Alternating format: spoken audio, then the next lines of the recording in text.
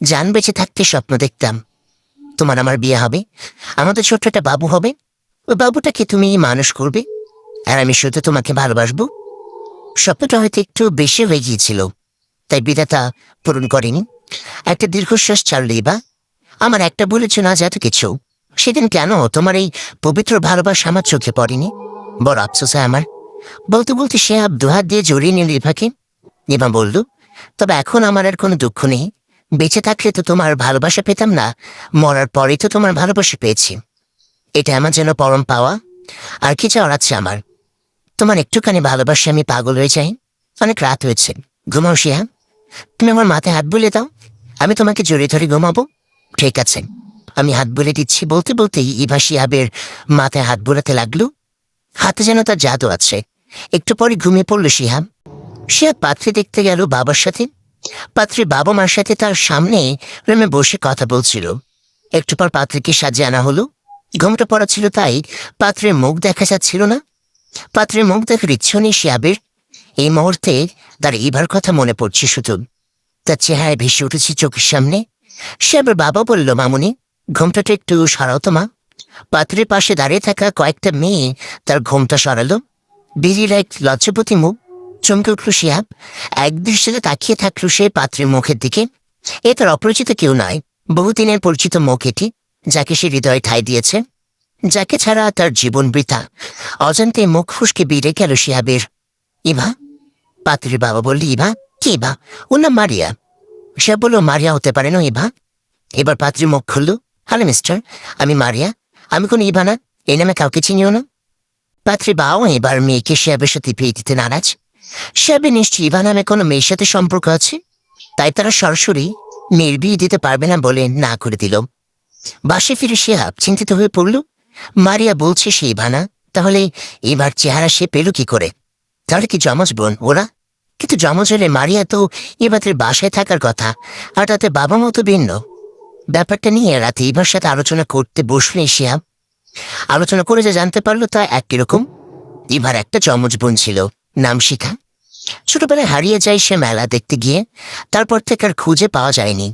ইভা জিজ্ঞাসা করল, মানে কি তোমাকে বিয়ে করতে চাইনি? সে উত্তর দিল, ওর ফ্যামিলির কেউ রাজি না। ইভা নামে অন্য কোনো মেয়ের সাথে আমার সম্পর্ক আছে তাই। তুমি তাদেরকে বলনি কেন? পৃথিবীতে এবার কোনো অস্তিত্ব নেই, সে মৃত। সে কথা আমি বলতে পারবো না কখনো। তোমাকে আমার মৃত বলে মনে হয় না। তোমার সাথে তো প্রতি রাতেই কথা হয় আমার। সে তো আমার আত্মা। তোমার আমার মিলনের কি কোনো উপায় নেই? আছে, সেটা হলো মৃত্যু। তার আমি মরতে চাই। ইভা তাকে বাধাতে বলল, এ কথা আমার বললে আমি আর কখন আসবো না। আমি কি করব? মারা কি বিয়ে করো? আমি পারবো না। কেন পারবে না? সে আমার মতো দেখতে। তবুও সে তো ইভা না যে আমাকে তার প্রাণের চেয়ে বেশি ভালোবাসবে। তুমি তাকে বিয়ে করবা, আর কোনো কথা না, আমার কসম। অভিমানের দৃষ্টিতে শিয়াম এবার দিকে তাকালো। জমে থাকা চাপা নিঃশ্বাসটা বাতাসে ছেড়ে দিয়ে শিয়াম বলল, ঠিক আছে, কিন্তু ওরা তো রাজি না। রাজি হবে। তুমি থাকো, আমি আসছি। কোথায় যাচ্ছ? একটা কাজে, বলা যাবে না। কথাটা বলি বা দুষ্টমির হাসি হাসলো। তারপর অদৃশ্য হয়ে গেল। রাতে ঘুম আসছিল না মারিয়ার, তাই বাসার ছাদে উঠে আকাশের চাঁদ দেখছিল সে। আর শ্যামের কথা ভাবছিল। ছেলেটা মন্দ ছিল না, হ্যান্ডসাম দেখতে। ওর মুখে অনামের নাম শুনে কিছুটা রাগ হয়েছিল মারিয়ার, তাই তখন সে চুমকিট করেছিল।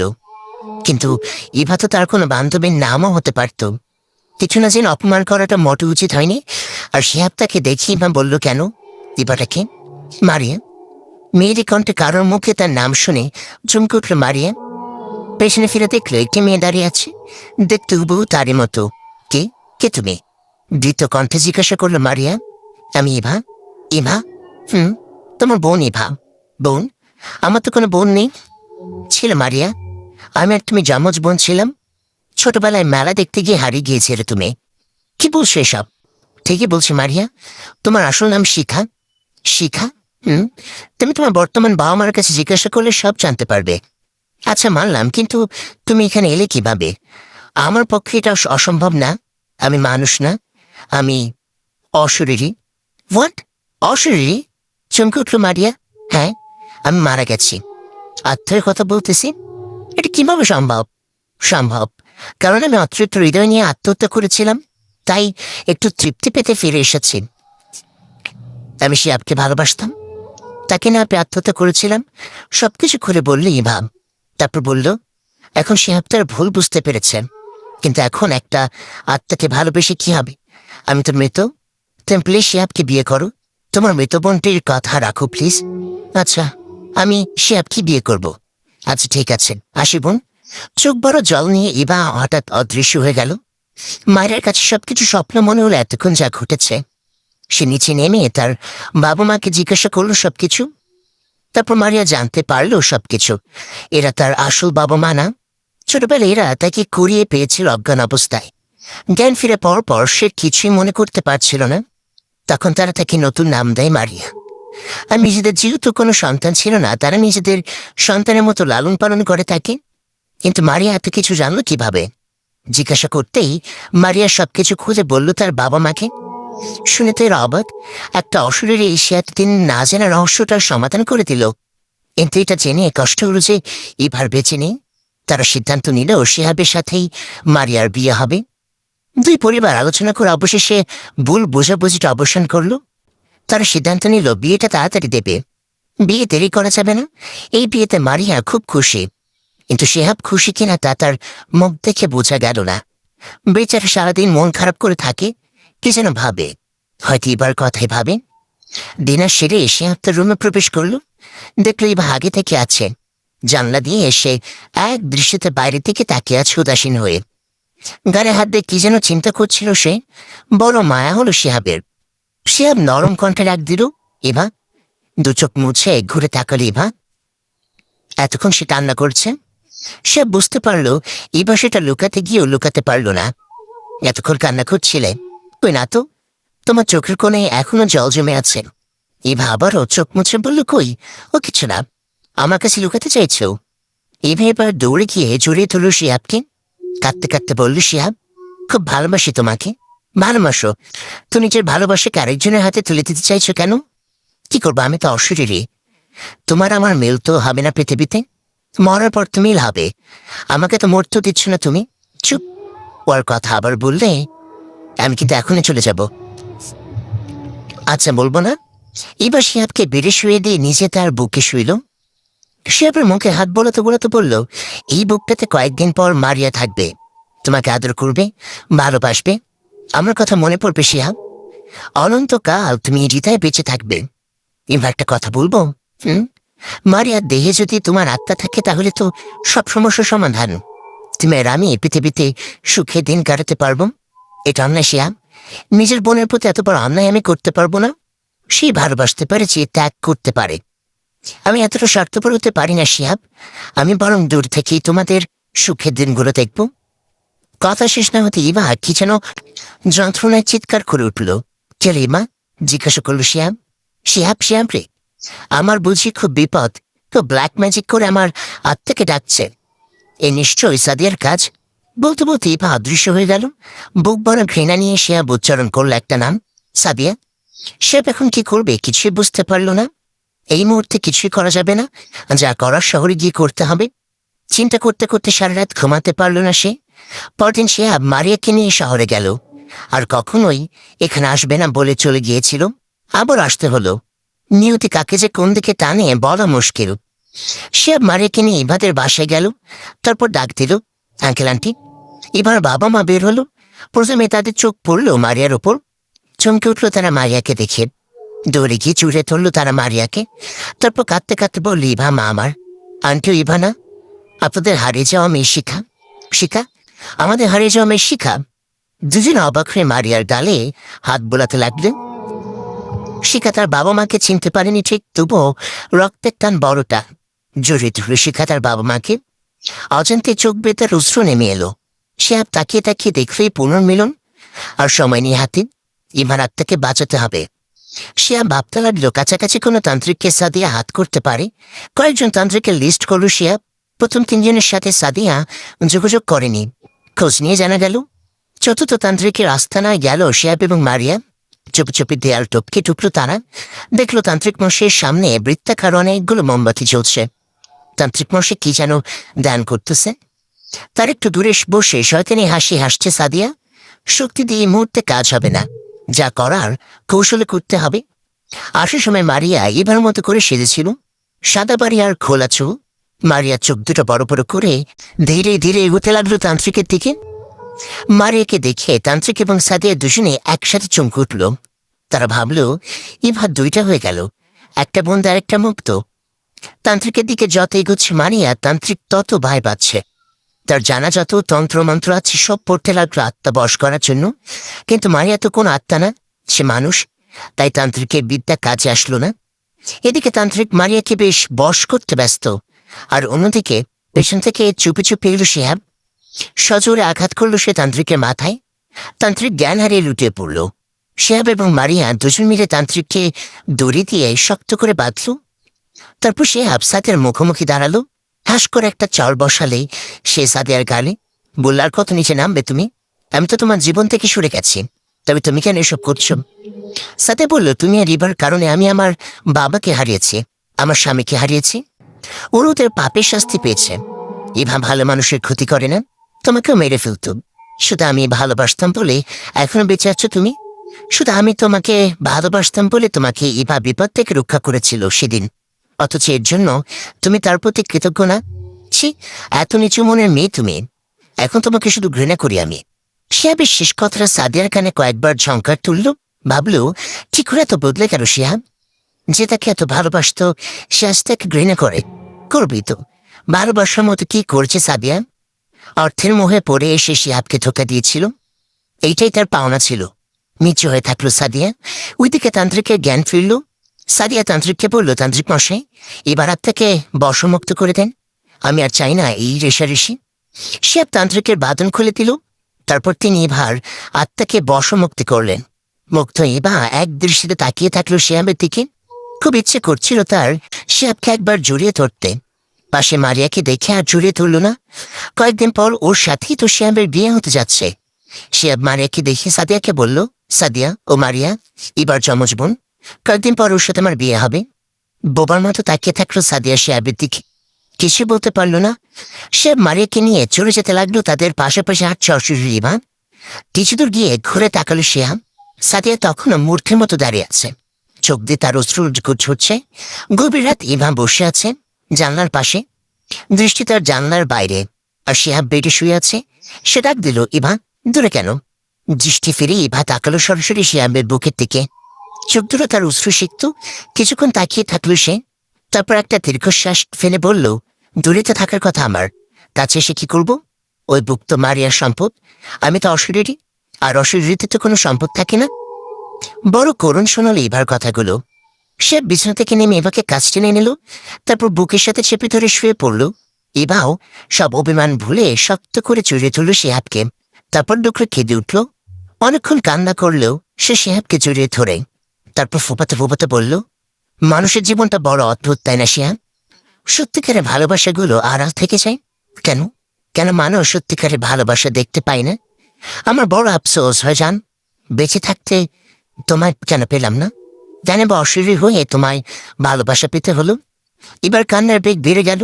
সে বললি, ইভা, তুমি এমন করলে কিন্তু আমি মারিয়াকে বিয়ে করব না। সে বেড়ে কথা ইভা কান্না থামালো, চোখ দুটো মুছে ফেলল। এক দৃষ্টিতে তাকিয়ে থাকলো সে শিহাবের মুখের দিকে। আলতো করে একটা চুমু খেলো শিহাবের কপালে। তারপর বলল, আমার সাথে একটু বাইরে যাবে? খুব ইচ্ছে করতেছে তোমার কাঁধে মাথা রেখে তোমার দুহাত দিয়ে জুড়ে ধরে চাঁদের আলোতে হাঁটতে। শিহাব ইভাকে নিয়ে বাইরে এলো। ইভা দুহাত দিয়ে জড়িয়ে ধরল শিহাবকে আর মাথা রাখলো তার কাঁধে। তারপর দুজন চুপচাপ হাঁটতে লাগলো। অনেকক্ষণ নীরবতায় কাটল সময়। নীরবতা ভেঙে হঠাৎ শিহাব বলল, ইভা, আমি মরতে চাই, আমি আর পারছি না, আমি তোমার কাছে যেতে চাই। থমকে দাঁড়ালো ইভা। শিহাবকে ছেড়ে দিয়ে বলল, কি বললে তুমি? তুমি কি চাও আমি এক্ষুনি চলে যাই? না, যাই না। তাহলে আর মরার কথা বলবে না? কিন্তু আমি আর পারছি না তো। ঠিক আছে, আমি আর কান্না করবো না। এবার তো হলো। মারে কি বিয়ে করে তুমি সুখে জীবন কাটাবে, আর তুমি এর মাঝে আমাকে খুঁজে নিও। জানো, ছোট থাকতে মারিয়া আমার জিনিসগুলো আবদার করত। দেখো না, বড় হয়ে আমার সবচেয়ে প্রিয় জিনিসটাই সে পেতে যাচ্ছে। বড় ভাগ্যবতী মেয়ে সে। আমি কেবল পোড়া কাপালি। সে বলল, আমাকে একটু করে নেবা প্লিজ, খুব ইচ্ছে করতেছে। সে বিভাকে পাঁচকড়া করে নিল। ইভা শিহাবের গলা জড়িয়ে ধরল আর এক দৃষ্টিতে তাকিয়ে থাকলো শিহাবের মুখের দিকে। সে বিভাকে কোলে নিয়ে হাঁটছে। হাঁটতে হাঁটতে গ্রামের শেষ মাথায় চলে এসেছে। ভালো লাগছে তার। পরস্পরের দিকে তাকিয়ে আছে ওরা। হঠাৎ ইভা চমকে উঠল, বলল, শ্যাম, আমাকে নামিয়ে দাও তাড়াতাড়ি। শ্যাম ইভাকে নামিয়ে দিয়ে বলল, কি হয়েছে শ্যাম? শ্যাম, আমি এখানে 4টা অশরীরী আত্মার অস্তিত্ব অনুভব করতেছি। মানে? সৈয়দ তারেকের বাড়িতে 4টা অশরীরী আত্মা? ওরা আত্মা হয়ে ফিরে এসছে শ্যাম। এখন কি হবে? ওদেরকে তাড়ানো সহজ না। তুমি সাদিয়ার সাথে যোগাযোগ করে সেই তান্ত্রিকের কাছে যেতে বলো তাকে। এখন চলে যাও তুমি এখান থেকে। আমি যাচ্ছি সৈয়দ তারেকের বাড়ি। এবার সৈয়দ বাড়ির দোতলায় গেল। দেখলো সৈয়দ তারেক 2জন কাজী লোক আর দারোয়ান এর আত্মা 4টা আত্মা মিলে মদ পান করছে। গ্রামের যুবতী মেয়েগুলো ধরে এনে তারা আটকে রেখেছে তাদের তৃপ্তি মেটানোর জন্য। মেয়েগুলোকে বাঁচাতে হবে। এবার সিদ্ধান্ত নিল, সে দেরি করলো না। সবগুলো মেয়েকে একসাথে তুলে নিলে জানলা ভেঙে লাফ দিল। তারপর মেয়েগুলোকে ছেড়ে দিল, কিন্তু নিজে আটকা পড়ে গেল 4জনের হাতে। ওই 4 আত্মা ইভাকে ধরে নিয়ে গেল সেই বাড়িতে। এবার তাদের শত্রু, তার জন্য ওদেরকে মরতে হয়েছে। এবার তারা ইভাকে দিয়ে সব তৃপ্তি মেটাবে। ইভা অনেকক্ষণ লড়াই করলো ওদের সাথে, কিন্তু 4জনের বিরুদ্ধে সে একা কতক্ষণ আর লড়াই করবে। এবার উপর ঝাঁপিয়ে পড়লো 4জন একসাথে। এবার শাড়িটা তারা টেনে ছিঁড়ে ফেলতে যাবে, ঠিক তখনই 4টা আত্মা একসাথে তখন ভিতরে গর্জন করে উঠল। ইভা মুক্ত হলো, আর ওই 4টা আত্মা অদৃশ্য হয়ে গেল। এবার বুঝলো কি ওই 4 আত্মাকে ব্ল্যাক ম্যাজিক করে নিয়ে গেছে। এই নিশ্চয়ই তান্ত্রিকের কাজ। শেষ পর্যন্ত সাদিয়া তাকে বাঁচাতে সাহায্য করেছে। মনে মনে কৃতজ্ঞ হল ইভা সাদিয়ার উপরে। ইবাসেও তারেকের পুরো বাড়িটা মূর্তি ভেঙে দিল। তারপর শিহাবের কাছে ফিরে এলো। শিহাব এতক্ষণ চিন্তায় অস্থির ছিল। ভাগ্যিস সাদিয়াকে কল করে বোঝাতে পেরেছে। সে তান্ত্রিকের সাথে যোগাযোগ করেছে, নয়তো এভার উপর অনেক বড় বিপদ হয়ে যেত। ইবাকে পেয়ে শিহাব যেন প্রাণ ফিরে পেল বুকে। দৌড়ে গিয়ে পরস্পরকে জড়িয়ে ধরল তারা। এবার শিহাবের নাম ধরে ধরে ফুপিয়ে কাঁদতে লাগলো। এলাকার প্রভাবশালী লোক রাজ চৌধুরী বিয়ের বয়স পার হয়ে গেছে বলে ভেবেছিলেন আর কখনো বিয়ে করবেন না, কিন্তু হঠাৎ একটা মেয়েকে দেখে ওনার মন মানসিকতা পাল্টে যায়। বিয়ে তিনি করবেন এবং এই মেয়েকে করবেন। অটুট সিদ্ধান্ত নিলেন তিনি। ওই মেয়ের সব খোঁজ খবর নিলেন তিনি। নাম মারিয়া, বাবা মায়ের একমাত্র মেয়ে, বংশমর্যাদাও তাদের কম না। কিন্তু শুনেছেন শিহাব নামে একটা ছেলের সাথে তার বিয়ে হতে যাচ্ছে। এটা তিনি মেনে নিলেন না। যেভাবে হোক মারিয়াকে তার চাই। তিনি গ্রামে তার লোকদের দিয়ে প্রচার করে দিলেন শিহাব পাগল হয়ে গেছে। তাকে একা একা কথা বলতে দেখা যায়, অদ্ভুত অঙ্গভঙ্গি করতে দেখা যায়। গ্রামের অনেকেই দেখেছে তাকে পাগলামি করতে। শিহাব বাড়ি থেকে বের হতে পারে না। ছোট ছোট ছেলেমেয়েরা তার পিছু নেয়, তার উপর পাথর ছুঁড়ে। এদেরকেও রাজ চৌধুরী লেলিয়ে দিয়েছে তার পেছনে। শিহাব ঘরে বসে আছে। একটু পর কয়েকজন লোক এলো মানসিক হাসপাতাল থেকে। শিহাবকে জোর করে ধরে নিয়ে গেল পাগল বলে। রাজ চৌধুরী মানসিক ডাক্তারকে অনেক টাকা দিল যাতে শিহাবকে পুরোপুরি পাগল বানায়। এদিকে মারিয়াকে তুলে নিয়ে গেল তিনি। একটা রুমে আটকে রাখলেন তাকে। রাজ চৌধুরী ঢুকলেন সেই রুমে। মারিয়ার সামনে গিয়ে বসলেন।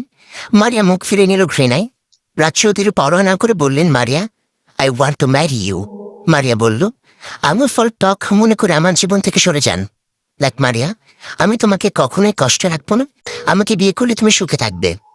আমার সুখের ঠিকানা আমি পেয়ে গেছি। মারিয়া, মারিয়া, মারিয়া। উত্তেজিত হয়ে উঠলেন রাজ চৌধুরী। মারিয়া, তোমার সেই সুখের ঠিকানা আমি নষ্ট করে দেব। সে আর পুরোপুরি পাগল হয়ে যাবে, সে ব্যবস্থা করে রেখেছি। সে আবার একটু ক্ষতি যে করবো সে বাঁচতে পারবে না। তার ওপর রক্ষা কবচ হিসেবে আছে অশরীরী ছায়া। অশরীরী? কেউ বাঁচাতে পারবে না তোমরা। মারিয়ার কথা শুনে রাজ চৌধুরী আহা করে হেসে উঠলেন। বললেন, এসব আজগুবি কথা রাখ। মনে হচ্ছে শিহাবের মতো তুমিও মানসিক সমস্যায় ভুগছ। যাই হোক, একটু ভাবো, আমাকে বিয়ে করবে কিনা? আমি আবার আসবো। বলতে বলতে রাজ চৌধুরী বিয়ে বের হয়ে গেলেন রুম থেকে। মারিয়া চিন্তা করতে লাগলো এখন সে কি করবে। এখন একমাত্র ইভা ছাড়া আর কেউ বাঁচাতে পারবে না তাকে আর শিহাবকে। রাতে আবারও রাজ চৌধুরী এলেন। মারিয়ার রুমে ঢুকে যাবে তখন হঠাৎ থমকে দাঁড়ালেন। মারিয়ার ড্রেস বদলায় কিভাবে? এখানে মেয়েদের পোশাক নেই, অথচ ড্রেস পাল্টে একটা সাদা শাড়ি পরে আছে মারিয়া। ব্যাপারটাকে এতটা গুরুত্ব না দিয়ে রাজ চৌধুরী রুমে ঢুকলেন। মারিয়ার সামনে বসে সরাসরি মূল কথায় চলে গেলেন। মারিয়া ভেবে কিছু পাইছ? কি, বিয়ে করবে তো আমাকে? না, সেবারের মতো বলছি, রাজি হও, নইলে কিন্তু ইজ্জত হারাবে। কখনোই রাজি হব না। ইজ্জত নিয়ে দেখা। মারিয়ার কথাটি রাজ চৌধুরীর প্রেস্টিজে আঘাত করল। তিনি উঠে মারিয়ার উপর ঝাঁপিয়ে পড়লেন আয়নার মতো। বিয়ে করতে না পারলে ইজ্জত রাখবে না তিনি মারিয়ার। মারিয়ার শাড়ির আঁচল ধরে টান দেবার মুহূর্তে রাজচৌধুরী চমকে উঠলেন, ভয় পিছিয়ে এলেন। মারিয়া হঠাৎ এত ভয়ঙ্কর রূপ ধারণ করল কি করে? ভয় পেয়ে বললেন, কে কে তুমি? ইভা, অশরীরী ইভা। রাজচৌধুরী ভয় দৌড় দিলেন দরজার দিকে। দেখলেন আসল মারিয়া দরজা আটকে দাঁড়িয়ে আছে। মারিয়া রাজচৌধুরীকে ধাক্কা দিল ইভার দিকে। ইভা তখন প্রতিশোধের নেশে উত্তেজিত হয়ে আছে। দেরি করল না সে। তার হাতে লম্বা লম্বা নখগুলো আগে থেকেই বেরিয়ে আছে শত্রুর পেট বেদ করার জন্য। সে লম্বা লম্বা নখগুলো রাজচৌধুরীর পেটে ঢুকিয়ে দিল। মারিয়া চোখ বন্ধ করে ফেলল। দেখতে পারল না সে এই বিভৎস দৃশ্য। যখন চোখ খুলল সে দেখল রাজচৌধুরীর লাশ নিচে পড়ে আছে। নারী ভুড়ি সব বের হয়ে আছে। আর তার পাশে বিজয়িনীর বেশি দাঁড়িয়ে আছে ইভা। এই মুহূর্তে তার প্রথম কাজ শিহাবকে বাঁচানো। মেন্টাল হসপিটাল পাবনা একটা কেবিনে শুয়ে আছে শিহাব। একটু আগে জ্ঞান ফিরেছে তার। ইঞ্জেকশন দিয়ে তাকে অজ্ঞান করে রাখা হয়েছিল। জ্ঞান ফেরার পর সে দেখল তার হাত পা বাঁধা। একটু পর ডাক্তার শাহরিয়ার এলেন কয়েকজনকে নিয়ে তার কর্তব্য পালন করতেন। রাজচৌধুরীর কাছ থেকে যে টাকাগুলো নিয়েছেন তার বিনিময়ে এই কাজটা তো করে দিতে হবে। ডাক্তার শাহরিয়ার তার সাথে যারা এলো তাদেরকে আদেশ করলো শিহাবের হাত পা ভালো করে ধরে রাখতে। তারা তাই করল। শিহাব নড়াচড়া করতে পারল না, শুধু দেখলো ডাক্তারের হাতে একটা ইঞ্জেকশন। শিহাব বুঝতে পারল এটা তাকে পাগল করার জন্য, নইলে এভাবে তাকে ধরে রাখত না। ইঞ্জেকশনটা দেওয়ার জন্য ডাক্তার শাহরিয়ার দুহাত এগিয়ে নিয়ে গেলেন শিহাবের কোমরের দিকে। হঠাৎ ব্রিথিংটা কেঁপে উঠল। ভয়ঙ্কর নারী কণ্ঠে একটা আওয়াজ শোনা গেল, ডাক্তার। ডাক্তার শাহরিয়ার ভয় পেয়ে হাতটা সরিয়ে নিলেন। পরিস্থিতি স্বাভাবিক হলে ডাক্তার আবার ইঞ্জেকশন দিতে গেলেন। আবারও কেঁপে উঠল বিল্ডিং। আবারও ভয়ঙ্কর কণ্ঠ শোনা গেল, ডাক্তার। ডাক্তার শাহরিয়ার আবারও ভয় পিছিয়ে এলেন। চিৎকার করে উঠলেন তিনি, কি হচ্ছে এসব? কি? ডাক্তার ডাক্তার বলে গর্জন করে ওঠে।